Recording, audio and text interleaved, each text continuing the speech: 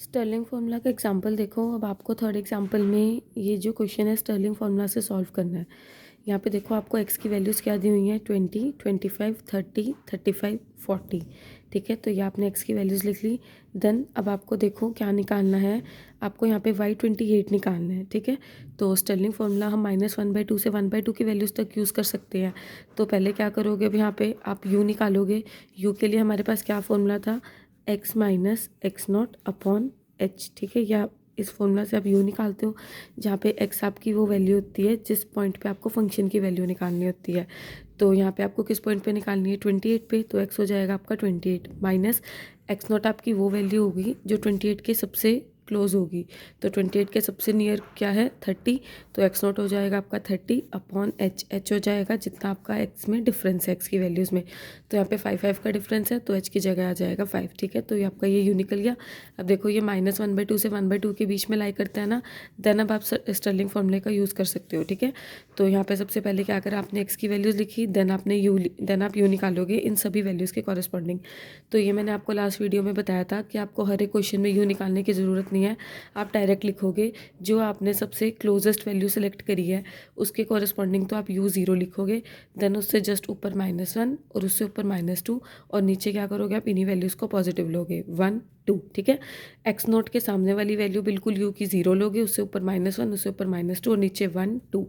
अब ये होगी आपकी y की वैल्यूज़ जो आपको ये सभी वैल्यूज़ गिवन है। ठीक है, यहाँ पे आप ये सारी वैल्यूज़ डाल दोगे। फिर क्या करोगे, आप फर्स्ट डिफरेंस निकालोगे, this minus this, this minus this, this minus this, this minus this. Same way आप सेकेंड डिफरेंस निकालोगे, थर्ड निकालोगे, फोर्थ निकालोगे। ठीक है, यहाँ पे आके आप रुक जाओगे, इससे आगे निकलेंगे नहीं आपके डिफरेंस। ठीक है, तो 4 डिफरेंस तक आपकी टेबल बनेगी। अब देखो, अब एक्स नोट आपका ये था, एक्स नोट के कॉरस्पॉन्डिंग जो आपकी वाई की वैल्यू होती है वो क्या होती है, वाई नोट। तो ये क्या हो जाएगा आपका वाई नोट। ठीक है, तो आपको हर एक फॉर्मूला में, आपको हर एक मेथड में ना यहाँ पे टेबल याद रखनी है कि टेबल में आपने एरोज़ किस अकॉर्डिंग लेने हैं। जैसे हमने लास्ट वीडियो में देखा था कि गॉस फॉरवर्ड में हम क्या करते थे, वाई नोट देख लेते थे पहले, वाई नोट तो हमें इजीली मिल जाता था। देन उसके बाद फॉरवर्ड के केस में पहले हम नीचे वाली वैल्यू लेते थे, फिर ऊपर वाली, फिर नीचे वाली। बैकवर्ड में हमने क्या देखा, जस्ट उसका ऑपोजिट देखा कि जैसे ही आपने वाई नोट निकाला उसके बाद हम पहले ऊपर वाली वैल्यू लेंगे, फिर नीचे वाली, फिर ऊपर वाली। ठीक है, तो उसमें ये था। अब स्टर्लिंग फार्मूला में क्या करोगे, आप देखो स्टर्लिंग फार्मूला आपका ये हो जाएगा, इस फॉर्मूले का आपको यूज़ करना होगा।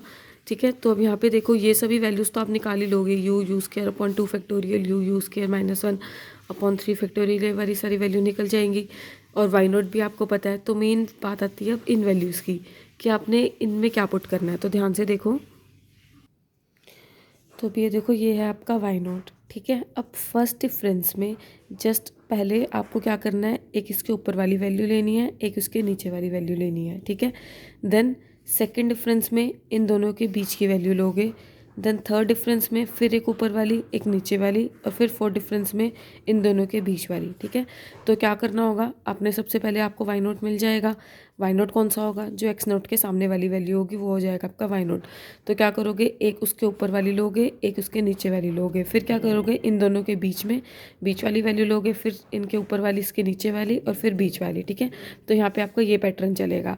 वाई नोट से 2 ब्रांच निकलेंगी, फिर एक ही वैल्यू पे कन्वर्ज करेगी, फिर 2 ब्रांचेस, फिर सिंगल वैल्यू।